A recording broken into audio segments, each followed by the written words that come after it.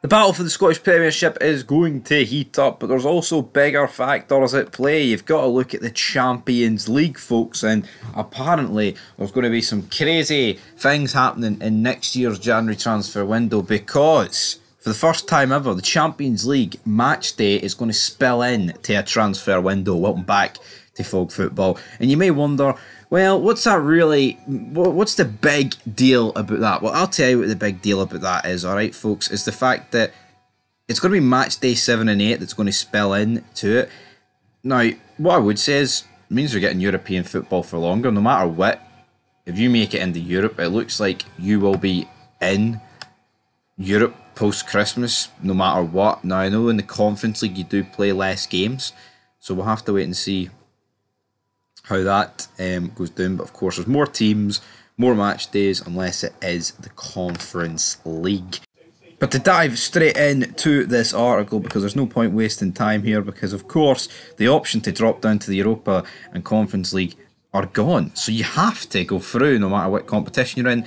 I don't know if I'm a big massive fan of that, because I think with the way the Champions League is, no matter who gets in for Scotland, they're always going to struggle, right? They're always going to struggle in the Champions League. There's just not an awful lot of money. Now there's not even an option of that. But let's just read it and dive into it. And it says, and that's why the seismic decision of the January 2025 transfer window will have ramifications for every participant.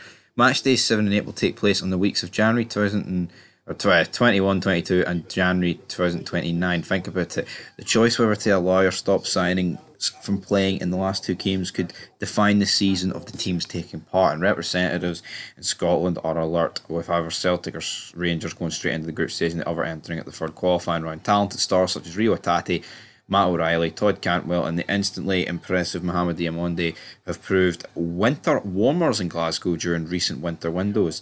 The hope would be similar captures would be allowed to instantly turn heads and affect the group stage. The current format sees the group stage run in December before the knockouts in February. It offers decision makers clarity, which will now be removed one way or the other. The current rules on January signs are crystal clear and advantageous to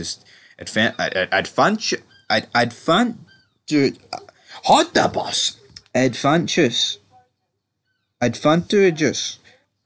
I can't spit that word out. I can't. You know what I'm saying? It's an advantage to the teams that are seeking a spark. You get me? The current UEFA regulations are clear, but modifications to the current rulebook appear, and your guarantee is it remains the same stage in the tournament. So, yeah, obviously, if it's the same stage of the tournament, it means the teams can't play. So the rules are, as of the round of 16, a club may register a maximum of 3 new eligible players for the remaining fixtures in the current competition. Any of all the players from the above quota of 3 may have been fielded for another club in the qualifying stage playoffs or group stage of UEFA Champions League, Europa League, or UEFA Europe. See that whole gimmick though that you can get like cup tied, and I think that's a load of pish. I don't think that should happen.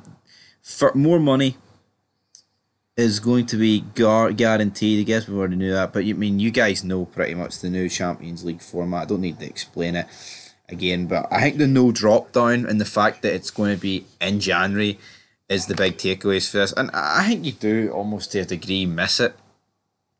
Like, Europe pretty much finishes at the. It starts. It lasts for 3 months. I guess it starts at the start of September and finishes pretty much at the start of December, which is 3 months. I guess there's been less time in the world of football to get something wrapped up, but I welcome 2 more match days. I do, but the problem with it is I think the format is just. Well, I know the format is favouring the bigger teams, and the fact that it's going to be automated on a computer, the groups, that's not going to go. Well, there is no groups, but whoever plays each other, automated. That's a disaster. Till next time.